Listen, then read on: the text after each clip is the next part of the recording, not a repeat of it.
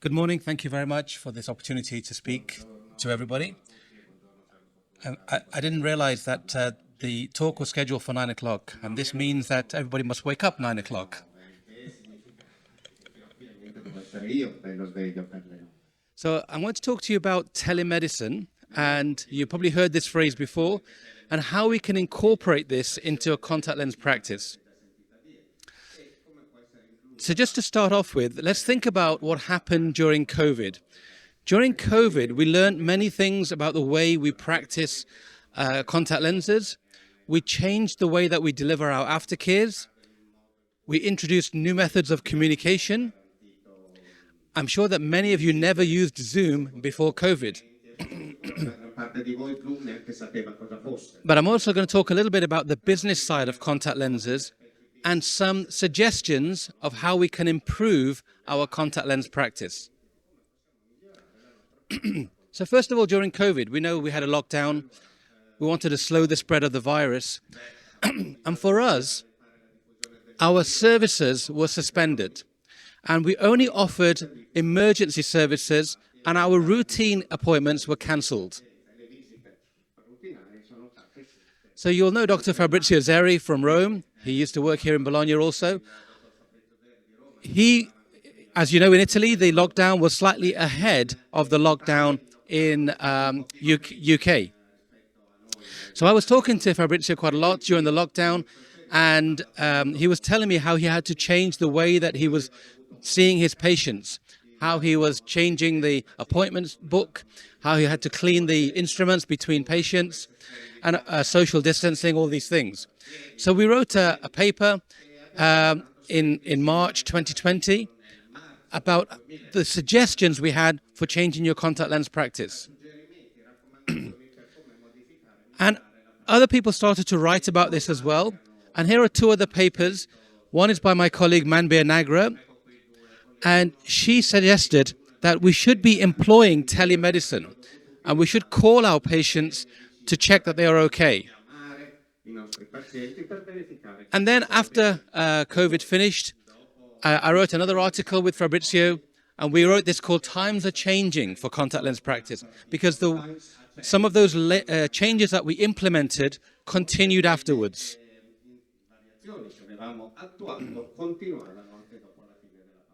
Now, just before the lockdown period, one of my colleagues in the local eye hospital and me, we worked together and we wrote a paper about the types of contact lenses that are fitted in hospital practice. Now, in the UK, if you need contact lenses, you go to your optometrist, your contact lens practitioner. But if you have a specialist condition like keratoconus or your aphakic, then those lenses are fitted in the hospital. So we wanted to know what type of specialist lenses were being fitted in the UK hospitals. And the second paper we did, because this was now COVID time, we wanted to compare the type of contact lens practice before COVID and after COVID in the hospital. So first of all, just to show you the results of the first paper, this was the total type of patients who were having contact lenses in the hospital. And you can see that approximately 2/3 of them are keratoconus. But the ones that are highlighted in the red circle, those are the patients that we deemed as being essential contact lens practice. And that meant that those patients cannot have their routine appointments cancelled during COVID. And these patients needed to be seen in the hospital for their aftercare. The other patients could be delayed. The other patients, we could offer them telephone appointments, but the aphakics and the bandage contact lenses, we needed to see those patients. And this is just, if you're interested, this is just a split of the keratoconic patients and what type of lenses they were having. Approximately 2/3 of the keratoconic patients were having rigid gas permeable lenses.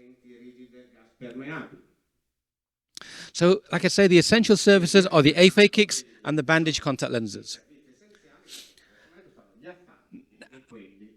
And if we look at the symptoms that the patients complain of in 2019, which was the year before COVID, and 2020, the year of COVID, actually they're very similar. So there's not much change in the types of complaints the patients have. And a lot of those patients didn't need any treatment. So when they come for the aftercare and they tell you they have a problem, very often you don't do anything about it. You just say, I'm going to check you again in a few months' time. So what we found in this essential contact lens practice paper, that there were only 3 patients in 2019 who had emergency appointments. In 2020, during COVID, we didn't have any patients who rang up to have an emergency appointment. And in fact, the telemedicine was a really useful way to identify any adverse events, because somebody was sitting in the clinical office and ringing the patients and saying, how are you today with the contact lenses? Do you have any problems? And they were talking to them about the problems. And very often they could offer them advice straight away. So this study suggests that during the time of COVID, when we suspended our routine care, there were no patients who were compromised. The eye care was not compromised in any way. So post-pandemic, it's actually quite a nice thing to offer your patients the telephone appointments. And maybe we can supplement that with virtual appointments, video appointments as well. Now, let's think a little bit about why we do aftercare. So aftercare appointments, we want to preserve the eye health, we want to maintain good vision, good comfort, and that the fitting is satisfactory for the purpose that we're fitting it. Now, this was a paper by Nathan Ephron and Philip Morgan. Nathan Ephron from Australia, Philip Morgan from UK. And they wrote a paper 5 years ago called Rethinking Contact Lens Aftercare. And what they suggested was that some groups of patients, we don't need to see them so often. For example, if you have a soft, daily disposable patient, and the patient is an adult, and they have no symptoms, then maybe your aftercare can be every 2 years.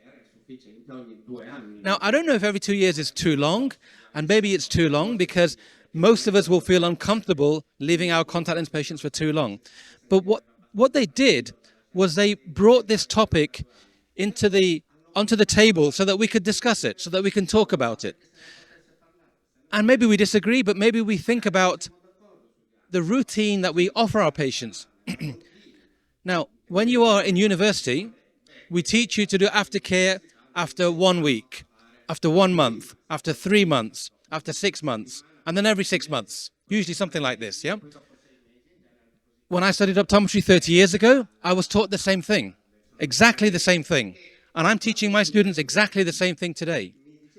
But what happened in 30 years, the contact lenses that we have now are so much better than the ones we had 30 years ago. In fact, 30 years ago, we didn't even have disposable contact lenses. That started in the late 90s. And now we have these better materials, better comfort, better cleaning as well. So all these things didn't happen. In fact, when I was seeing contact lens patients in my first year of qualified, one of the biggest things we were looking for was neovascularization. We were worried about neovascularization. Can you tell me the last time you saw neovascularization? It's so rare. The materials are so much better.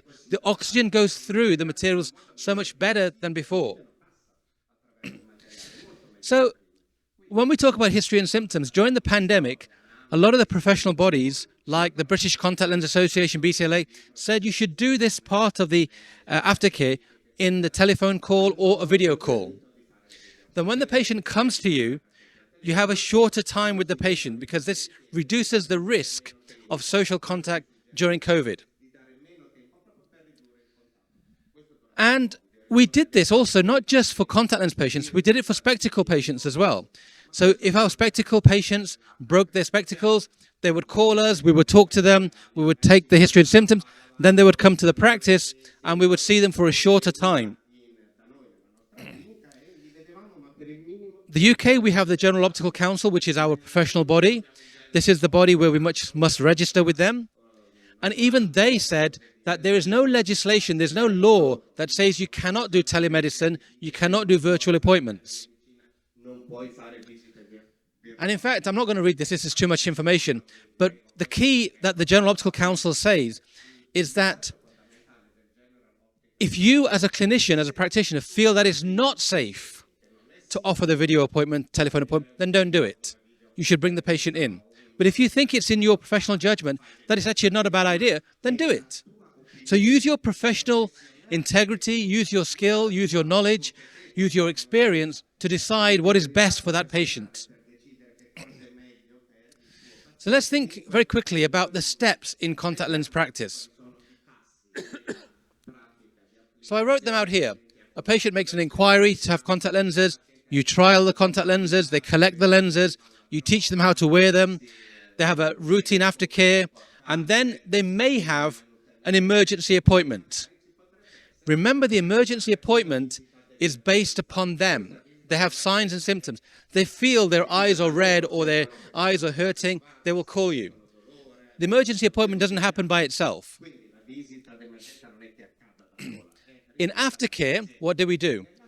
We take our history and symptoms, we check the vision, we do over-refraction, we check the fit, we watch the patient remove the lenses, clean the lenses, we check the cornea, and we advise the patient and we arrange the next visit. Now, if you think about it, how many of those steps can you do on a telephone call or a video call?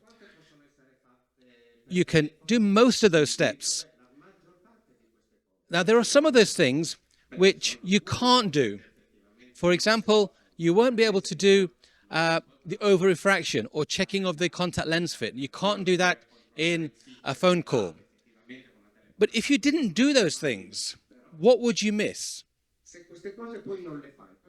If you did an aftercare appointment without checking the lens, what would you miss? So think about the safety aspect.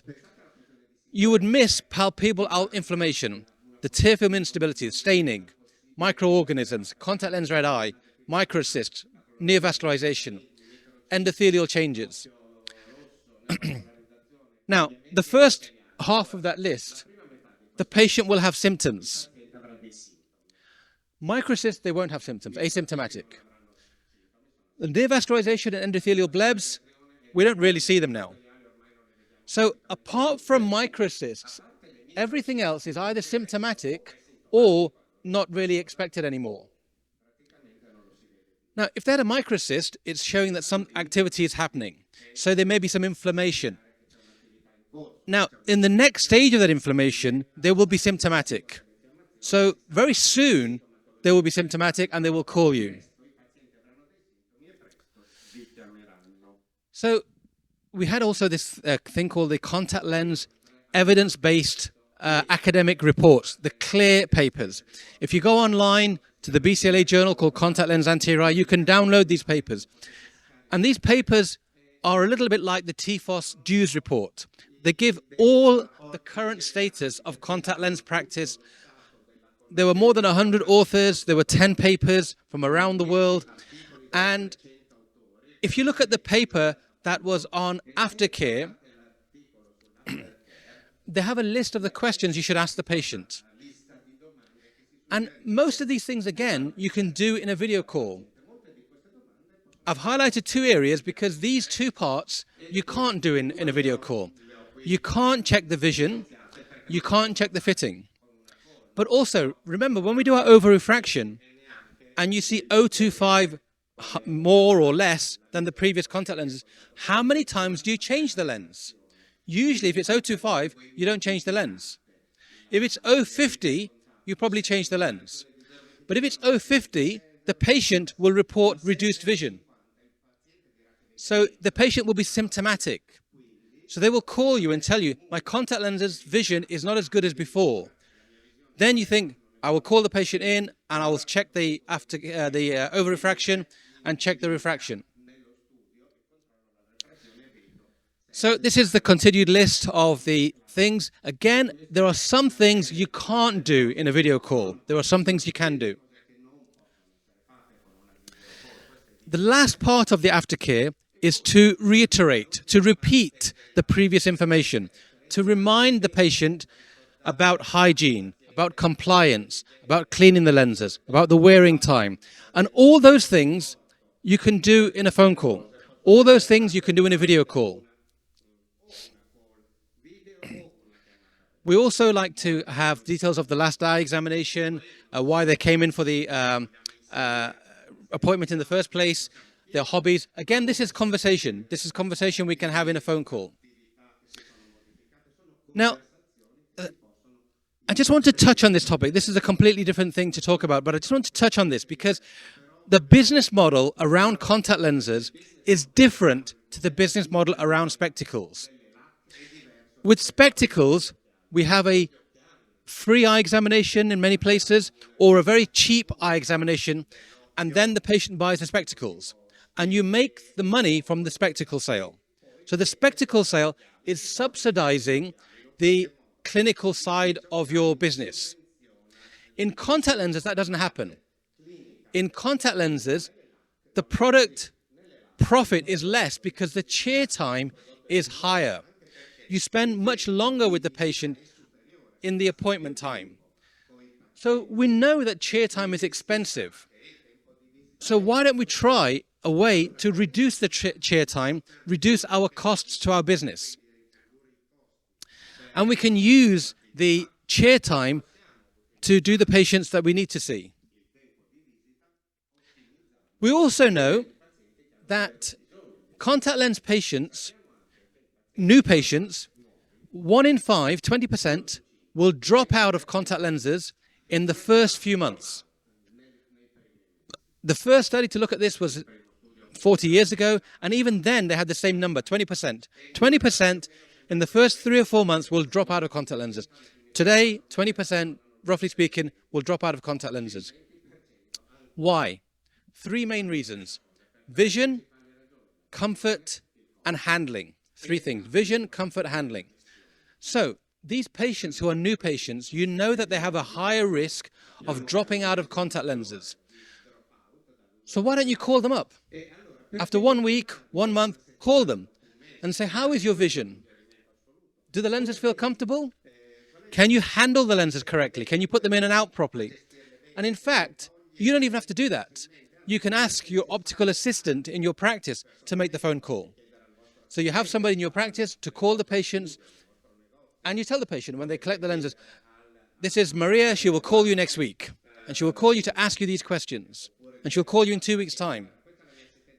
But you could also use the same approach for the new patient who's wearing progressive spectacle lenses. We know that they have adaptation problems. So use the same approach. These patients will be happier if they know that you care about them. So my last slide is just a summary, and I think this is probably the important slide. I think video calls are a useful tool to add to our type of aftercare. I'm not saying that don't see your patients. I'm not saying that only do video calls for aftercare. That's unsafe. But you should offer your video calls to the new wearers in the first few weeks. Stop them from dropping out.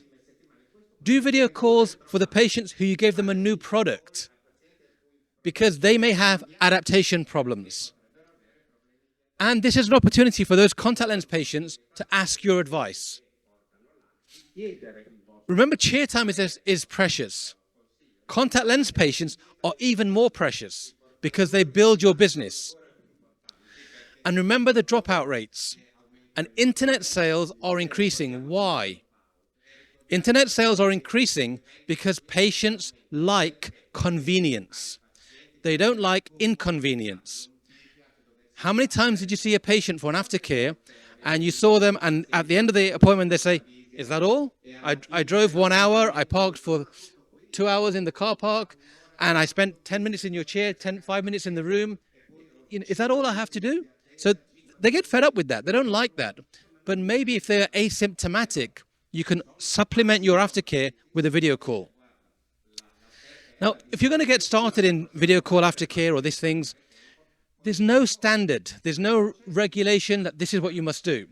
So you need to use your professional judgment, your clinical opinion, your professional judgment, and you must be able to defend that I'm doing this for this reason.